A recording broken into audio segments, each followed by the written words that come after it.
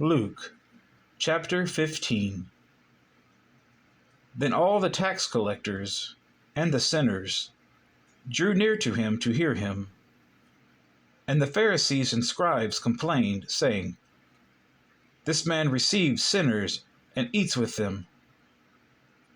So he spoke this parable to them, saying, "What man of you, having 100 sheep, if he loses one of them, does not leave the 99 in the wilderness, and go after the one which is lost until he finds it?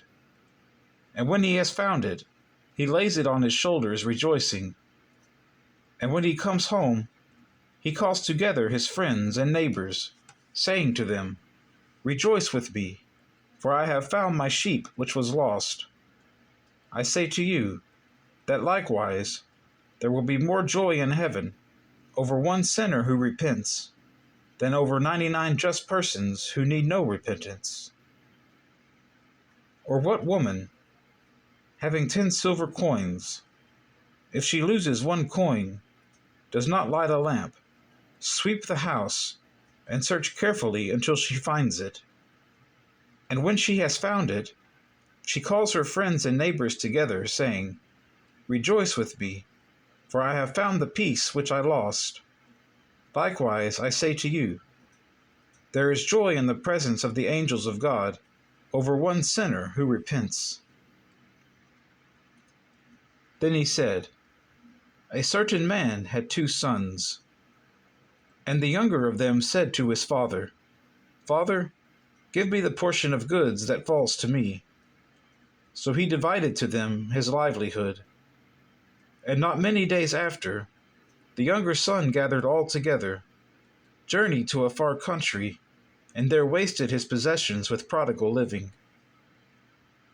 But when he had spent all, there arose a severe famine in that land, and he began to be in want. Then he went and joined himself to a citizen of that country, and he sent him into his fields to feed swine. And he would gladly have filled his stomach with the pods that the swine ate, and no one gave him anything.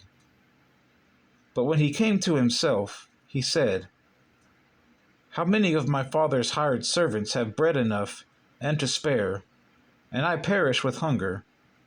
I will arise and go to my father, and I will say to him, Father, I have sinned against heaven and before you, and I am no longer worthy to be called your son.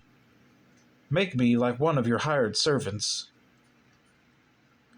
And he arose and came to his father. But when he was still a great way off, his father saw him and had compassion, and ran and fell on his neck and kissed him. And the son said to him, 'Father, I have sinned against heaven and in your sight, and am no longer worthy to be called your son.' But the father said to his servants, 'Bring out the best robe and put it on him, and put a ring on his hand and sandals on his feet, and bring the fatted calf here and kill it, and let us eat and be merry. For this my son was dead and is alive again. He was lost and is found.' And they began to be merry. Now his older son was in the field, and as he came and drew near to the house, he heard music and dancing. So he called one of the servants and asked what these things meant. And he said to him, 'Your brother has come, and because he has received him safe and sound, your father has killed the fatted calf.'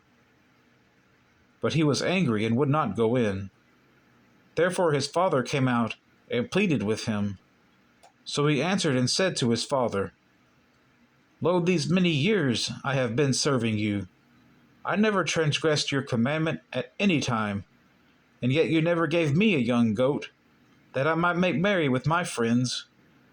But as soon as this son of yours came, who has devoured your livelihood with harlots, you killed the fatted calf for him.' And he said to him, 'Son, you are always with me, and all that I have is yours. It was right that we should make merry and be glad, for your brother was dead and is alive again, and was lost and is found.'